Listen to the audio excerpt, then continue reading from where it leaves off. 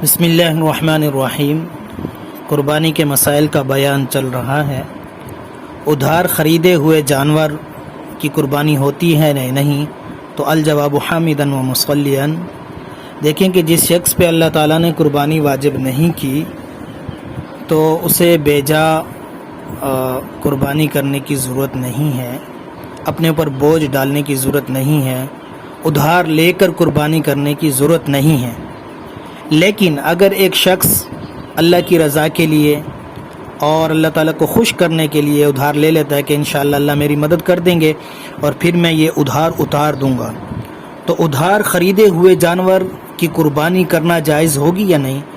تو ادھار خریدے ہوئے جانور کی قربانی بالکل جائز ہو جائے گی، اور کیونکہ یہ مالک کی ملکیت میں ہے، اس نے پیسے اس کے ادا کرنے ہیں، وہ ایک الگ بات ہے، لیکن یہ جس شخص نے یہ ادھار خریدا ہے وہ اس کا مالک بن چکا ہے، اور جب وہ مالک بن چکا ہے تو وہ اس کی قربانی کر سکتا ہے، بالکل اس کی قربانی جائز ہوگی۔ واللہ عالم بالصواب۔